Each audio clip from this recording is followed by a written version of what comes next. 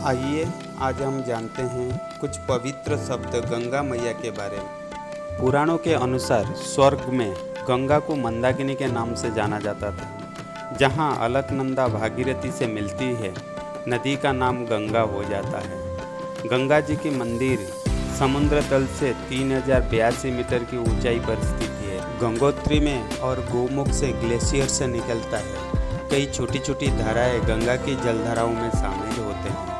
इनमें से अलकनंदा, धौली गंगा, पिंडर, मंदाकिनी और भीलंगना प्रमुख है। चौखंबा पर्वत श्रृंखला से निकलता है, जो चारों पहाड़ों से बनी एक पहाड़ी है। पौराणिक की कथाओं के अनुसार चक्रवर्ती राजा भागीरथ ने यहाँ एक पवित्र शिलाखंड पर बैठकर भगवान शंकर की प्रचंड तपस्या की थी। तब भगवान शिव इस स्थान पर अपनी जटाओं को फैलाकर बैठ गए और उन्होंने गंगा माता को अपनी घुंघराली जटाओं में लपेट दिया। शीतकाल के आरंभ में जब गंगा का जल स्तर काफ़ी अधिक नीचे चला जाता है, तब उस अवसर पर ही पवित्र शिवलिंग के दर्शन होते हैं।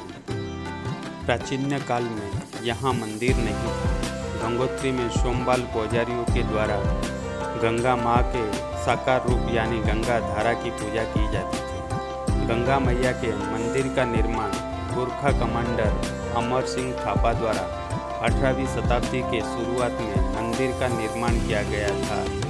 ऋषिकेश वास्तव में नाम है ऋषिकेश था। ऋषिकेश की जगह ऋषिकेश कहा जाने लगा। ऋषिकेश का नाम का अर्थ जो इंद्रियों को नियंत्रित करता है, वो भगवान विष्णु है। कहा जाता है कि इस स्थान पर हिंदू धर्म की 3 प्रमुख नदियों गंगा, यमुना और सरस्वती का संगम होता है। पौराणिक की कथा के अनुसार ऋषिकेश में एक प्रसिद्ध संत रिहाना ऋषि का निवास स्थान था।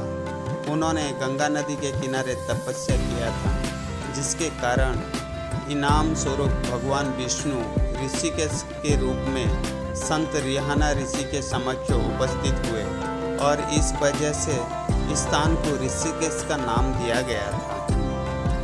माँ गंगा गंगोत्री से निकली हुई ऋषिकेश होते हुए हरिद्वार में अब आगे पहुँचा है। हर की पौड़ी अर्थ होता है सीढ़ी। वास्तव में 3 कारणों से कहा जाता है हर की पौड़ी। धार्मिक कथाओं के अनुसार हरिद्वार वह स्थान है जहाँ अमृत की कुछ बूंदें घड़े से गिर गया था। दूसरी बात, राजा विक्रमादित्य के भाई भर्तृहरि ने यही तपस्या करके अमर पद पाया था।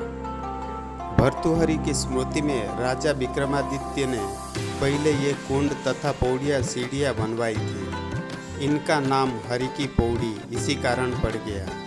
और एक बात, धरती पर विष्णु भगवान ने जब आए थे, धरती पर विष्णु भगवान के पैर पड़ने के कारण इस स्थान को हर की पौड़ी भी कहा जाता है। 3 नदियों का संगम त्रिवेणी हिंदू धर्म ग्रंथों में वर्णित प्रयाग स्थल पवित्रतम नदी गंगा और यमुना के संगम पर स्थित है। यही सरस्वती नदी गुप्त रूप से संगम में मिलती है।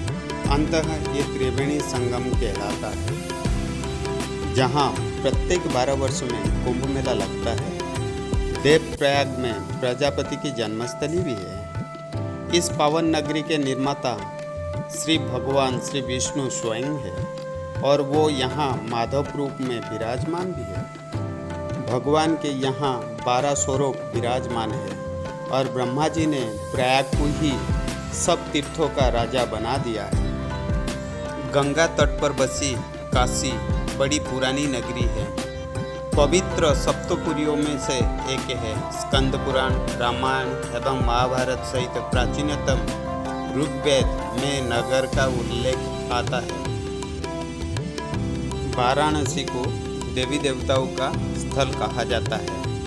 वहाँ दीपावली और कार्तिक पूर्णिमा में स्नान करने से स्वर्ग का द्वार मिलता है। इसलिए स्कंद पुराण, रामायण, महाभारत, ऋग्वेद में भी बनारस को काफ़ी महत्वपूर्ण दिया गया है, पवित्र स्थान है करके। भारत के पश्चिम बंगाल राज्य में बहने वाला एक नदी है, जिसे भागीरथी हुगली नदी भी कहा जाता है।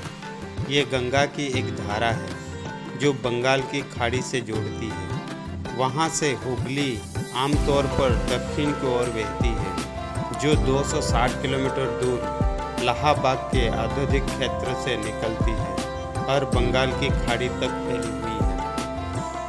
गंगा सागर पौराणिक की कहावत है कि कपिल मुनि के श्राप के कारण ही सागर का राजा 60,000 पुत्रों की इसी स्थान पर तत्काल मृत्यु हो गई थी।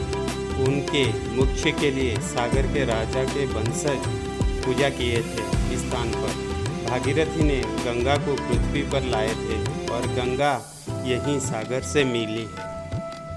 जब माता गंगा भगवान शिवजी की जटा से निकलकर पृथ्वी पर पहुंची थी, तब वह भागीरथ के पीछे पीछे चलकर कपिल मुनि के आश्रम में जाकर सागर से मिल गई थी। वह दिन संक्रांति का दिन था। माँ गंगा के पावन जल से सागर के राजा 60,000 शापग्रस्त पुत्रों का उद्धार हुआ था। शास्त्रों में कहा गया है कि मकर संक्रांति के दिन गंगा सागर में स्नान और दान का जो महत्व है वह कहीं अन्यत्र नहीं है। इसलिए कहा जाता है, सारे तीर्थ बार बार गंगा सागर एक बार। गंगा का जहाँ सागर से मिलन होता है उस स्थान को गंगा सागर कहते हैं।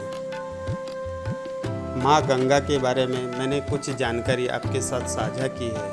अगर आपको अच्छा लगा, लाइक एंड सब्सक्राइब और कमेंट जरूर कीजिए।